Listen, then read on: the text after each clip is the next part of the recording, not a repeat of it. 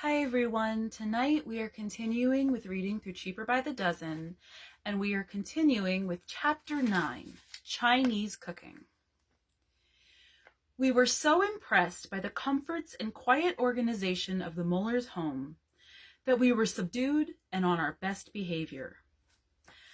But the biggest change was in Mother. Ensconced again in the bedroom in which she had grown up, she seemed to shed her responsibilities and become again one of the Muller girls. Automatically, she found herself depending on her father to make the important decisions and on her mother to advise her on social engagements and the proper clothes to wear. She seemed to have forgotten all about motion study, her career, and the household back east. Her principal worries seemed to be whether her parents had slept well, how they were feeling, whether they were sitting in drafts. "Mama dear," she'd say, "are you sure that shawl is warm enough? Let me run upstairs and get you another." Since Mother seemed so concerned about Grocie and Papa, we held them in awe. We tiptoed in their presence and talked only in whispers. The respect in which we held Grocie was heightened the day after our arrival, when she gave Mother a quiet reprimand, which Mother accepted just as if she were a little girl again. Anybody who could have that effect on Mother, we thought, must be a very important person. The reprimand came about after Grocie handed Mother a list of 6 close friends of the family and suggested that Mother call to pay her respects that afternoon. "Do you really think it's necessary, Mama dear?" Mother asked. "I think it would be nice, dear."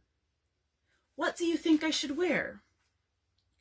"I would think the dress you wore to dinner last night would be just right, dear." Mother set out to make the calls and returned about 2 hours later. "There," she said, coming smiling into the living room. "Thank goodness that's out of the way. It didn't take me long, did it? 6 calls in 2 hours. Wasn't I efficient?" To be efficient in the Gilbreth family was a virtue on a par with veracity, honesty, generosity, philanthropy, and toothbrushing. We agreed that Mother had, indeed, been exceptionally efficient, but Grocie looked disapproving. "Don't you think I was efficient, Mama dear?" "Perhaps, Lily dear," Grocie said slowly. "Perhaps you were a little too efficient." Our grandparents became worried by our exemplary behavior. They told Mother they didn't think it was natural, and that it made them nervous the way we tiptoed and whispered. "They don't act at all the way I pictured them," Papa said. "From your letters, I thought they whooped and hollered around. I don't believe they feel at home." "They'll feel at home soon enough," Mother warned. "I'm scared that when they decide to feel at home, they may decide all at once. If they do, it's Katie bar the door." We decided to feel at home on the day that Grocie gave a formal tea in Mother's honor. Our godmothers had bathed us with sweet-smelling soap and were dressing us in new outfits that Grocie had approved. For the girls, it was dotted Swiss and matching hair ribbons and sashes. For the boys, blue serge suits and Buster Brown collars with red, generous bow ties. The boys' trousers were shorts rather than knickers, and buttoned down the sides instead of down the front. That was bad enough, Frank and Bill thought. But the crowning indignity was a little flap, like the tongue of a shoe sewed on sideways, that served as a fly at the front of the trousers. "We're all going to be so proud of you today, dears," the aunts told us. "I know you're going to make such a lovely impression on all the guests." "Not in these pants," Bill said. "I look sissy, and I'm not going to wear them." "Why, Billy dear," said Aunt Mabel, his godmother, "you look lovely. You look just like little Lord Fauntleroy." "I don't want to look like him," Bill shouted. "I'm not going to wear these clothes." "Of course you're going to wear them, Billy dear. What do you think your father would say to hear you talk like that?" "I think he'd say they were sissy too," said Bill. "I think he'd laugh at the flap on the front of my pants." "Be a good boy now, dear. You don't want to worry your mother and Grocie and Papa." I do too, said Bill.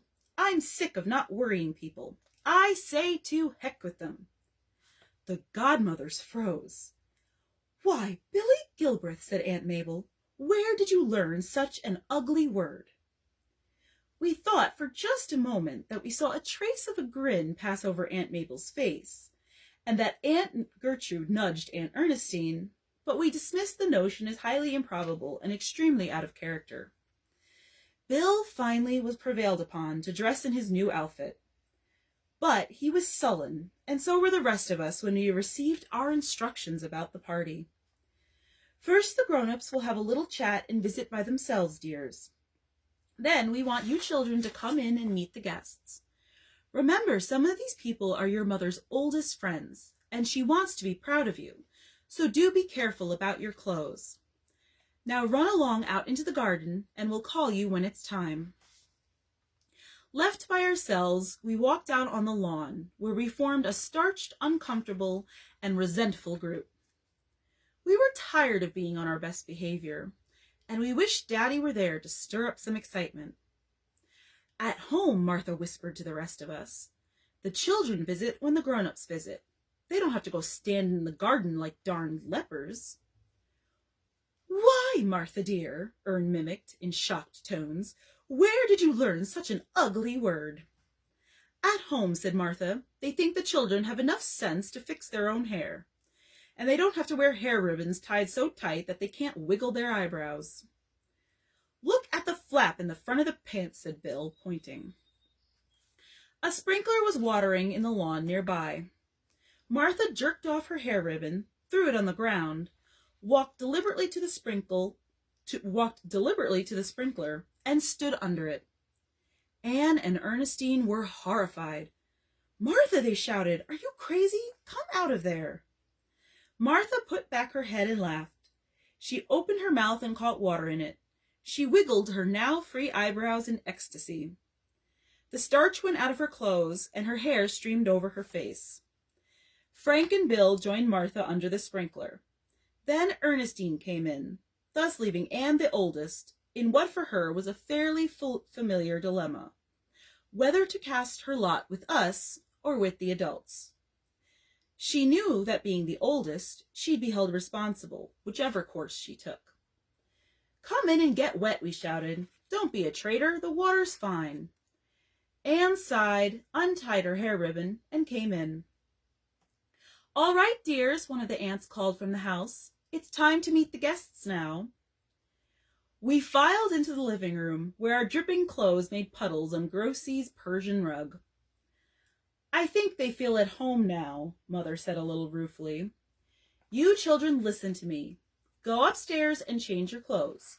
No nonsense now. I want you down here dry in 10 minutes. Do you understand? We understood. That was the kind of talk we understood.